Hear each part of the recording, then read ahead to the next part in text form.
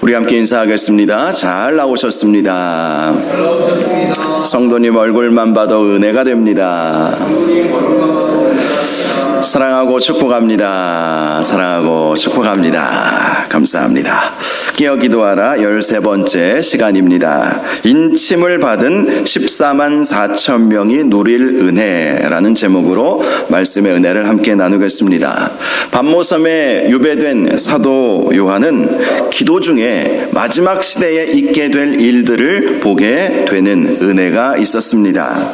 그는 먼저 자신이 섬겼던 소아시아의 7교회에 주시는 예수님의 말씀을 듣게 되었습니다. 그리고 그 말씀을 기록하게 되었습니다. 그리고 하늘문이 열리며 천상의 예배를 보는 은혜도 있었습니다. 그 이후에 7인으로 봉하여진 두루마리를 보게 되었는데 어린 양이신 예수님께서 그 두루마리의 인을 하나하나 떼실 때에 일어나게 될 심판의 과정도 보게 되었습니다. 이 심판의 과정은 예수님께서 마태복음 24장에 말씀하여 주신 그 내용과 거의 동일하다는 사실을 우리는 알 수가 있습니다. 어린 양이신 예수님께서 첫 번째 인을 떼셨을 때에는 거짓 선지자들의 미혹이 시작이 되었습니다. 거짓 선지자들의 미혹, 이것이 우리에게 주어진 심판의 하나의 모습이라는 것이죠. 두 번째 인을 떼실 때에는 피의 전쟁들이 일어나게 되었습니다. 전쟁의 소문을 듣게 될 것이다. 예수님께서 말씀하여 주신 것처럼 그런 전쟁들이 일어나게 되었다는 것입니다. 세 번째 인을 떼실 때에는 기근이 시작이 되었습니다. 먹고 사는 문제에 심각한 문제가 생기게 된 것입니다. 네 번째 인을 떼실 때에는 수많은 사람들이 죽게 되었습니다. 전쟁을 통해서, 기근을 통해서, 또 오늘 코로나와 같은 그런 전염병들을 말하는 것이겠죠. 그런 전염병들을 통해서 수많은 사람들이 죽는 일들이 일어나게 되었다는 것입니다. 그리고 다섯 번째 인을 떼실 때에는 예수 믿는 사람들이 순교당하는 일을 보게 되었습니다.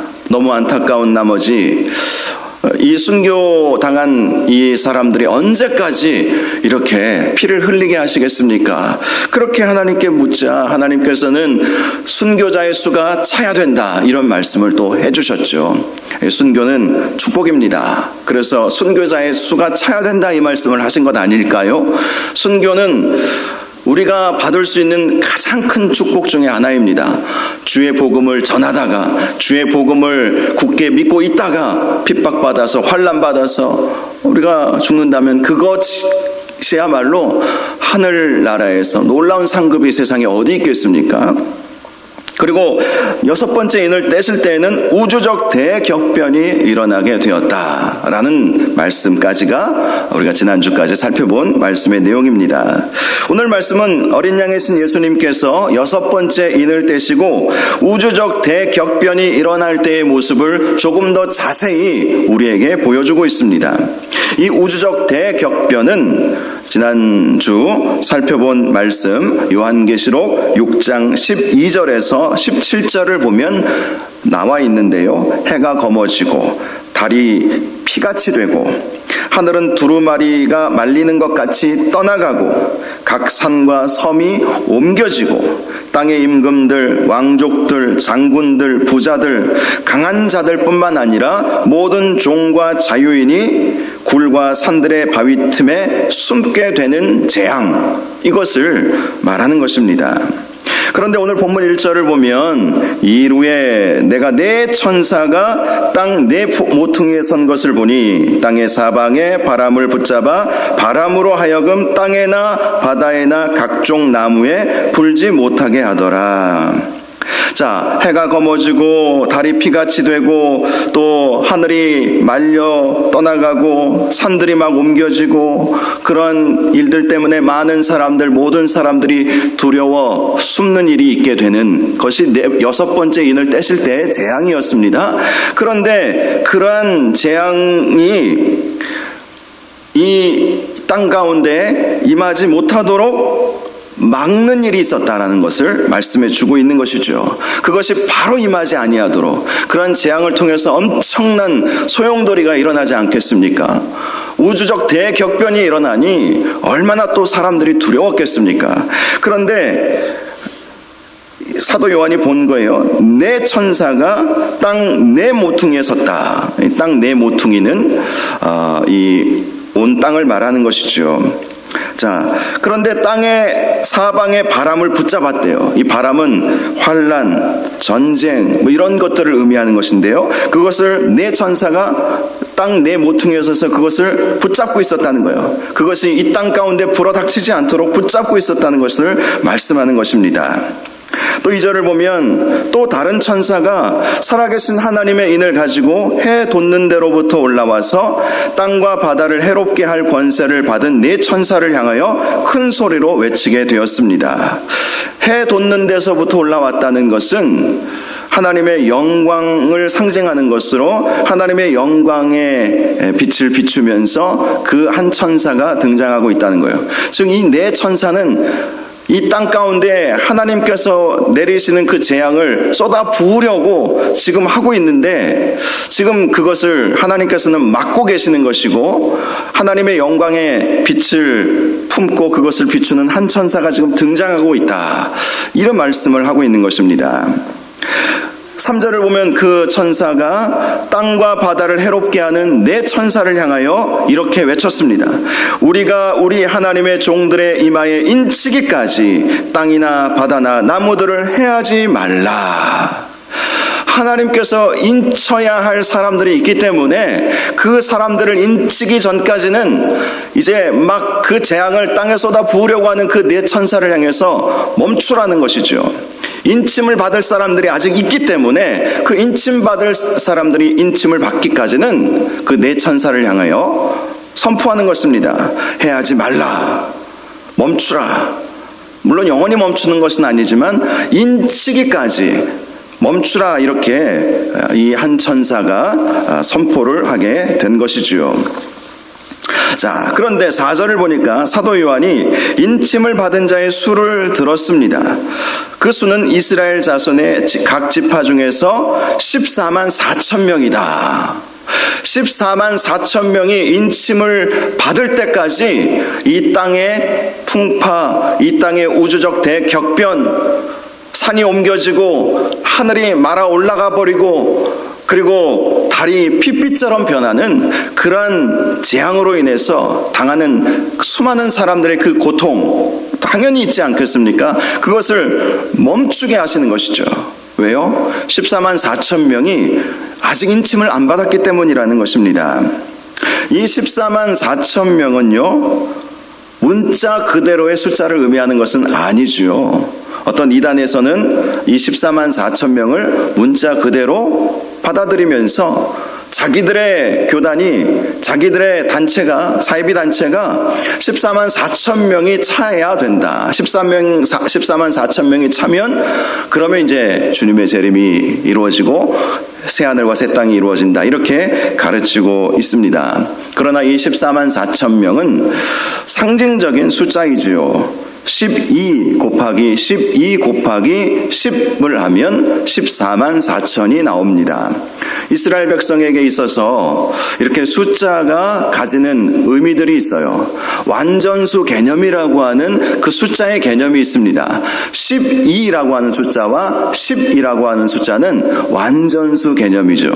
이것을 곱하다 보니까 14만 4천이라고 하는 숫자가 나왔다는 것입니다. 즉 하나님께서 구원하시기로 작정한 사람들은 인침을 받게 된다는 것이죠. 그것을 말씀해 주는 것입니다.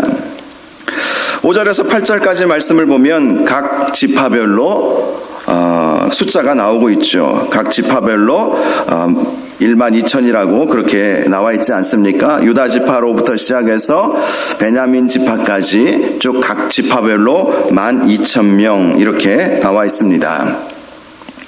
자, 그런데 이 지파의 순서의 배열, 또 이 지파들을 보면 우리가 이것을 통해서 발견할 수 있는 중요한 사실들이 몇 가지가 있습니다. 먼저 가장 특징적인 것은 요한계시록에서는 유다 지파가 가장 먼저 등장하고 있다는 것이죠. 이 12지파에 대한 말씀은 이 창세기와 또 에스겔서에 보면 12지파의 명단이 쭉 나와 있는데요. 이 요한계시록에 나와 있는 이 명단을 보면 유다지파가 가장 먼저 나오고 있습니다. 그 이유는 예수님께서 유다 지파 출신이었기 때문이다.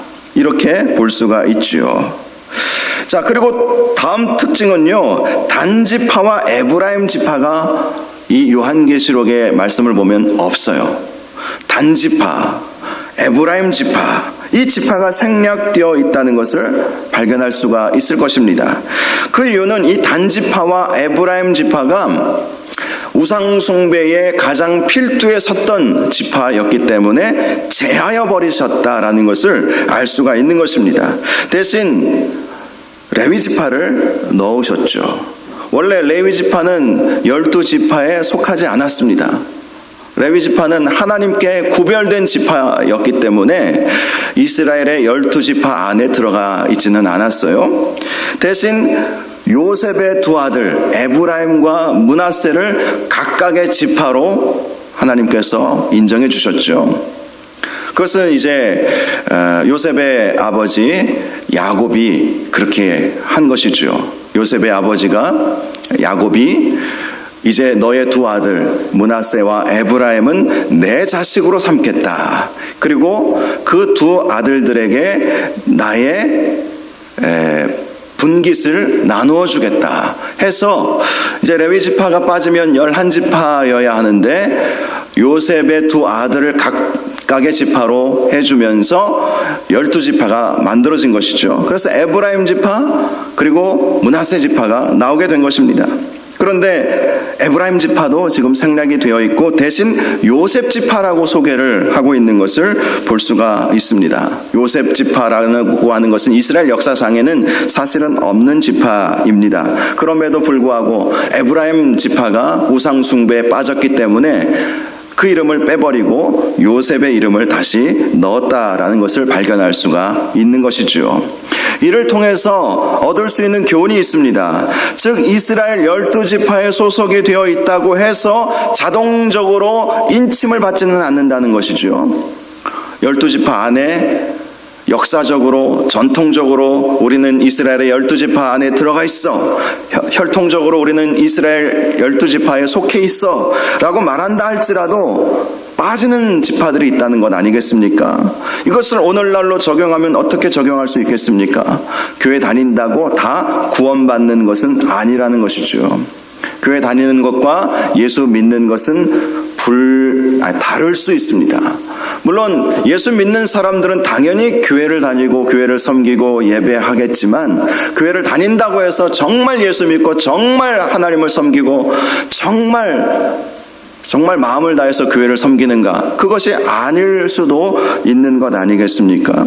우리의 구원은요, 오직 우상숭배를 버리고 예수 그리스도를 나의 구주로 받아들이고 오직 하나님만을 경배하고 예수 그리스도께서 나를 대신해서 십자가 달려 죽으셨다. 나의 죄를 대신해서 주님께서 피 흘려 죽으셨다.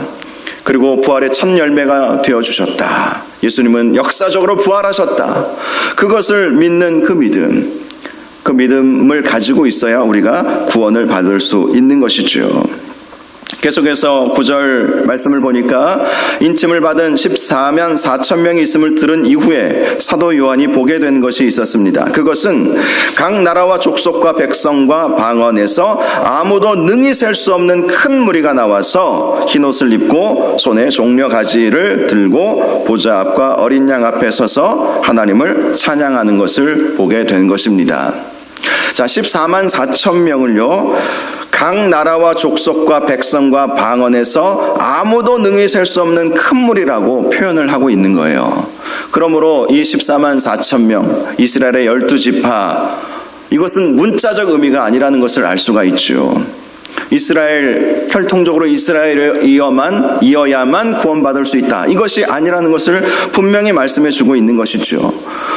이 이스라엘의 각 지파별로 12,000명씩 해서 14만 4천 명을 인치시겠다라고 하시는 것은 이것은 상징적인 것이고 더 확실한 정보는 그 구절에 나와 있는 이 말씀입니다. 각 나라와 각 족속과 각 방언과 아무도 능히 셀 수 없는 큰 무리, 그러니 14만 4천보다도 더 많은 사람들, 이스라엘 백성뿐만 아니라 많은 나라, 많은 족속, 많은 방언, 각 나라 족속별로도 서로의 언어가 조금씩 다른 그런 지역들이 있지 않습니까? 그것은 이제 방언이라고 표현을 하는 것이죠. 이렇게 인침을 받을 사람들은 문자적으로 14만 4천 명만이 아니라 아무라도 능히 셀 수 없는 큰 무리가 인침을 받고 하나님을 찬양하게 된다. 이것을 말씀해 주는 것입니다. 그들은 이렇게 찬양합니다. 10절을 보면 구원하심이 보좌에 앉으신 우리 하나님과 어린 양에게 있도다. 이들이 이런 찬양을 했던 이유는 구원받았기 때문이죠. 구원받았음을 감사하기에 아무라도 능히 셀 수 없는 큰 무리가 14만 4천 명만 구원받아서 이 찬양을 하는 것이 아니라 셀 수 없을 정도로 14만 4천이라고 하는 것은 셀 수 있는 숫자잖아요. 그런데 아무라도 능히 셀 수 없는 수많은 사람들이 구원을 베풀어 주신 하나님을 찬양하고 있다는 것입니다. 또 10절, 11절과 12절을 보면 천사들이 그것을 동의하고 있는 것을 보게 되죠. 모든 천사가 보좌의 장로들과 네 생물의 주위에 서 있다가 보좌 앞에 엎드려 얼굴을 대고 하나님께 경배하며 이르되 아멘. 찬송과 영광과 지혜와 감사와 존귀와 권능과 힘이 우리 하나님께 세세토록 있을지어다. 아멘. 자, 아무라도 능히 셀 수 없는 수많은 구원받은 사람들을, 인침받아서 구원받은 사람들이 하나님께, 어린 양에게 우리의 구원이 있음을 감사하는 찬양을 드리니까 이 영적 존재라고 할 수 있는 천사들, 또 장로들, 네 생물들, 이 생물의 주위에 모든 천사가 서 있다가 아멘 하는 거예요. 맞습니다. 동의합니다. 이것을 말하는 것 아니겠습니까? 그리고 이제 그 천사들도 찬양하죠. 아멘. 찬송과 영광과 지혜와 감사와 존귀와 권능과 힘이 우리 하나님께 영원토록 있을지어다. 이렇게 찬송하게 되는 것을 보게 된 것입니다. 14만 4천 명, 아무라도 능히 셀 수 없는 수많은 무리들이 구원받음을 감사하고 찬양하니까 옆에서 많은 그러한 천사들과 영적 존재들이 그것을 동의하고 기뻐하고 함께 하나님을 찬양하는 천상의 예배가 시작되었음을 말씀해 주고 있는 것입니다. 13절을 보니까 천사들이 이렇게 구원은 하나님과 어린 양을 통해서 이루어지는 것임을 확증하자 장로 중 하나가 말합니다. 이 흰옷 입은 자들이 누구며 또 어디서 왔느냐? 몰라서 물은 것은 아니죠. 사도 요한에게 확실하게 알려주기 위해서였지요. 사도 요한은 말합니다. 내 주여 당신이 아시나이다.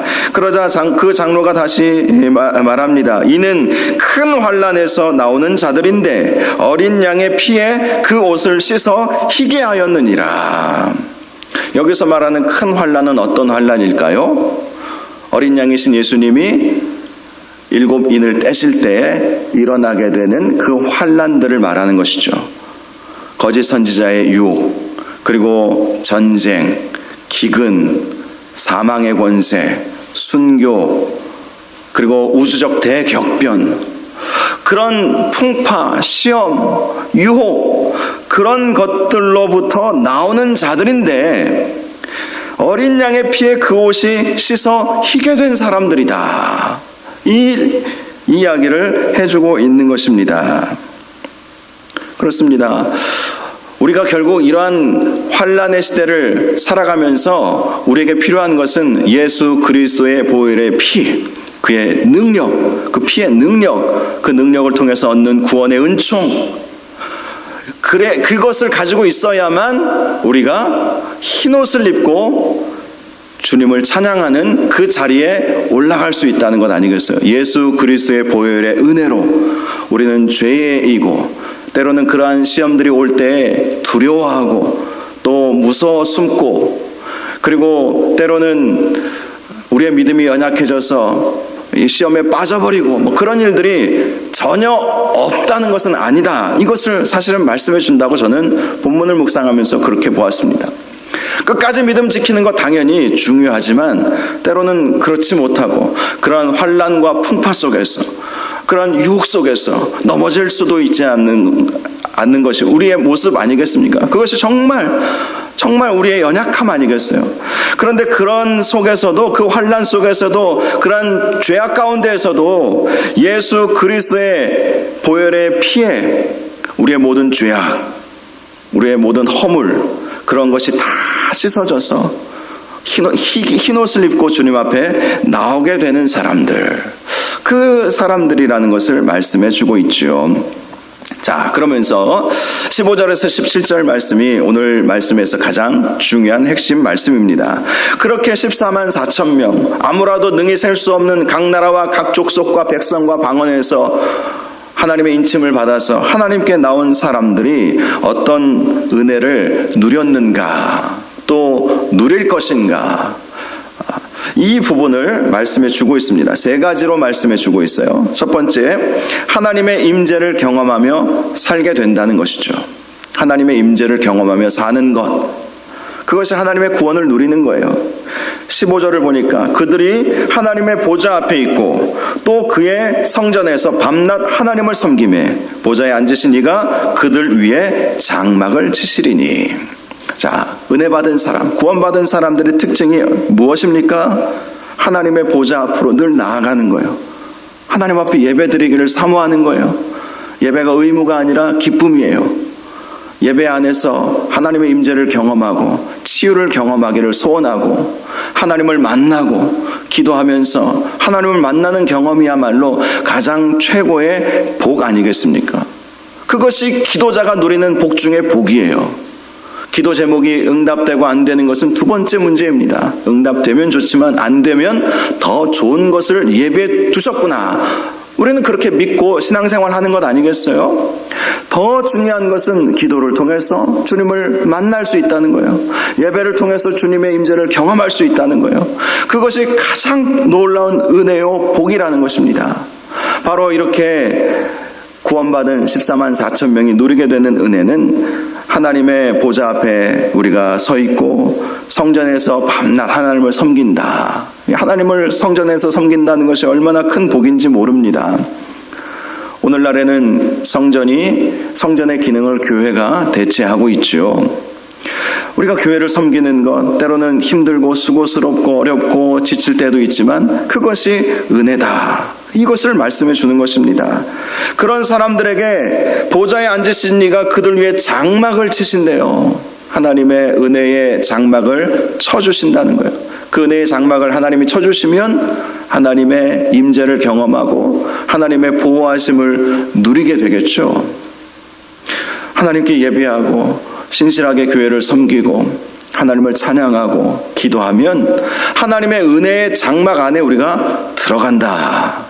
그 은혜의 장막 안에 우리가 거하게 된다는 것 아니겠습니까? 하나님의 지키심과 보호하심과 하나님의 은혜를 날마다 경험하는, 그야말로 이 땅에서 살아가지만 천국을 늘 경험하며 살아가게 된다는 것을 우리에게 말씀해 주고 있는 것입니다. 저와 여러분이 바로 이렇게 하늘의 보좌에서 우리에게 장막이 쳐져지는 그러한 은혜가 있기를 주님의 이름으로 축원합니다. 하늘의 장막이 쳐져지는, 저는 기도할 때마다 그런 경험을 하기도 하고 또 사모하기도 합니다. 하나님의 은혜가 나를 이렇게 덮는 그러한 경험, 얼마나 그 경험이야말로 말로 표현할 수 없는 경험이죠. 근심 걱정으로 주님 앞에 나아오더라도 하나님의 그 은혜의 장막이 나를 싹 이렇게 덮어주시는, 그 은혜의 장막으로 나를 보호하여 주시는, 마치 하나님의 품으로 안기는 그러한 느낌. 그러면 근심 걱정 다 사라지는 것이죠. 우리의 문제 아무리 크다 할지라도 그 은혜의 장막 안에 덮어져 버리면 그것이 우리에게 문제가 될 수가 없는 거예요. 그래서 문제가 있으면 있을수록 은혜를 사모하고 은혜 받아야 사는 것입니다. 은혜 받아야 사는 거예요. 은혜의 보좌 앞으로 담대히 나아가는 것이야말로 구원받은 성도들이 누리는 가장 놀라운 복이라는 것을 기억해야 한다는 것입니다. 두 번째는요, 하나님의 보호하심을 누린다라고 할 수 있습니다. 16절을 보니까 그들이 다시는 줄이지도 아니하며 목마르지도 아니하고 해나 아무 뜨거운 기운에 상하지도 아니하리니. 하나님의 인침을 받은, 구원받은 하나님의 백성은 이렇게 줄이지도 않고 목마르지도 않고 상하지도 않도록 하나님께서 보호하여 주신다. 보호하여 주신다. 사실 이 말씀은요, 이사야 49장 10절에 있는 말씀을 다시 해주신 것입니다. 이사야 49장 말씀은요, 이사야 선지자를 통해서 하나님께서 주신 말씀인데, 바벨론에서 70년간 포로로 붙잡혀 있던 이스라엘 백성이 고향 땅으로 돌아갈 때 하나님께서 어떻게 그들을 보호하여 주실 것인가를 말씀해 주시는 내용입니다. 그 내용을 보면 이렇게 말씀하고 있어요. 그 바벨론에서 이스라엘로 다시 유다 땅으로 돌아가는 그 길이요, 몇 개월이 걸리거든요. 그 70년간 포로 생활을 하던 그들이 다시 유다 땅으로 돌아갈 때 하나님께서 주신 약속의 말씀이 이것이었어요. 그들이 줄이거나 목마르지 아니할 것이며 더위와 볕이 그들을 상하지 아니하리니 이는 그들을 긍휼히 여기는 이가 그들을 이끌되 샘물 근원으로 인도할 것임이라. 다시 가나안 땅으로 보내실 때에 바벨론에서 다시 그 젖과 꿀이 흐르는 약속의 땅, 하나님의 임재가 있고 예루살렘 성전이 있고 그 땅으로 하나님께서 다시 그들을 보내실 때에 줄이지도 않고 목마르지도 않고 해나 아무 기운에 상하지 않게 내가 너희들을 보호하겠다. 이 말씀을 오늘날 우리의 삶 속에서 어떻게 적용할 수 있겠습니까? 우리의 본향은 저 천국이죠. 우리가 이 세상을 사는 것은 저 천국으로 가는 그 과정 가운데 있는 삶 아니겠습니까? 그 여정 속에 우리는 살아가고 있어요.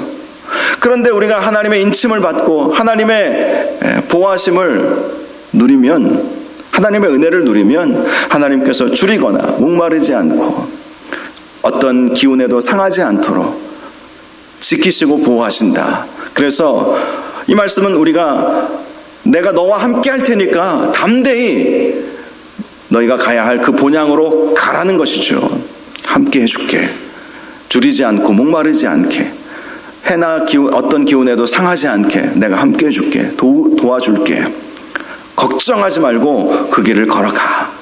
그 길을 걸어가. 믿음의 길, 주님이 계신 그곳을 향하여, 저 높은 곳을 향하여 그 길을 걸어가라. 내가 끝까지 함께 할 것이다.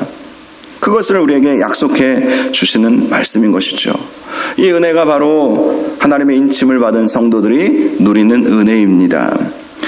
마지막 세 번째는 천국에서 위로함을 얻게 된다는 것이죠. 17절을 보면 이는 보좌 가운데 계신 어린 양이 그들의 목자가 되사 생명수 샘으로 인도하시고 하나님께서 그들의 눈에서 모든 눈물을 씻어주실 것임이라. 저는 요한계시록에서 이 말씀이 가장 좋아요. 가장 좋아요. 너무 좋아요. 마지막 때 우리가 견디고 주님 나라 갈 때에, 주님 앞에 설 때에 우리 주님께서 심판자가 아니고 목자가 되어주신대요. 얼마나 좋습니까? 죄도 많이 지었는데, 물론 최선을 다한다고 열심히 살았겠지만 알게 모르게 지은 죄가 얼마나 많이 있습니까? 살면 살수록 죄 짓는 것이 우리 인생이에요. 그러면 심판대 앞에 설 때에 심판자이신 하나님이 내 앞에 계셔야 하는데, 그 심판자이신 하나님이 아니라 우리의 목자가 되사 우리를 선하게 인도하여 주시는 목자이신 주님 앞에 선다는 것이죠. 목자이신. 양의 특징은 앞을 잘 못 본다는 것 아니겠습니까? 목자는요, 노심초사하면서 양을 돌보는 사람이 목자예요. 그 목자 앞에 우리가 선다는 것, 심판자 앞에 서는 것이 아니라 목자 앞에 선다는 것이 얼마나 은혜가 됩니까? 그리고 그분이 생명수샘, 영원한 생명을 말씀하시는 것이죠. 영원한 생명을 주시고, 그리고 그들의 눈에서 모든 눈물을 씻어주신다. 수고 많이 했지, 고생 많았어, 힘들었지, 넘어지기도 했지, 다 알아. 그러나 우리 주님께서 우리 그것을 아시기에 우리가 주님 앞에서 엉엉 울 때에 사실 이 운다는 것은 그만큼 힘들어서 우는 거예요. 힘들어서 울지요.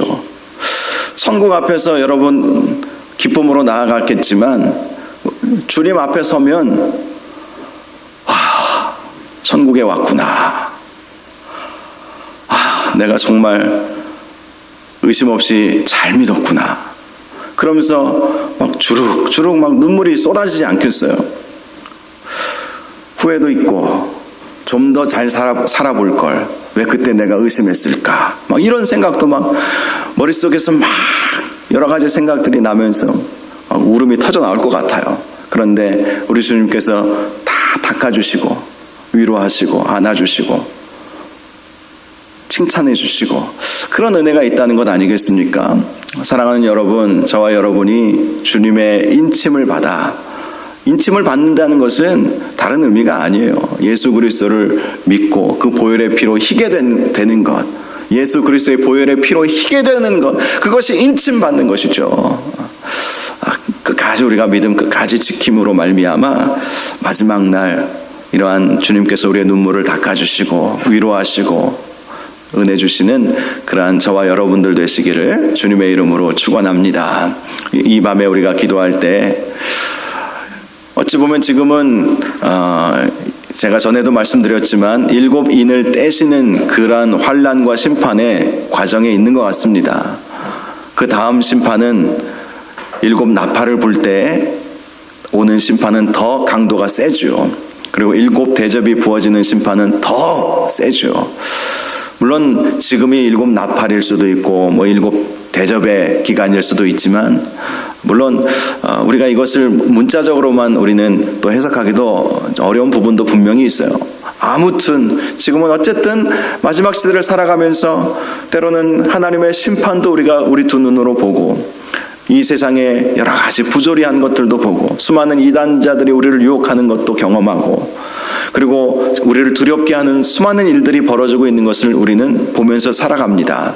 이런 삶 속에서 끝까지 믿음 지킬 수 있도록 특별히 이 오늘 말씀 가운데 은혜의 장막이 우리에게 덮어져야 합니다. 은혜의 장막. 은혜 받아야 견딜 수 있고 이길 수 있고 믿음 지킬 수 있거든요. 그래서 늘 은혜 가운데 살게 하옵소서. 그래서 끝까지 믿음 지키며 주님 나라에 주님을 의지하며 만나기를 소원하는 마음으로 주님 나라에 우리가 담대히 나아갈 수 있도록 인도하여 주옵소서. 이런 제목으로 이 밤에 함께 기도할 수 있기를 원합니다. 우리 말씀 생각하면서 주여 한번 부르짖고 기도하겠습니다. 주여 하나님 아버지 7인을 우리 어린 양이신 주님께서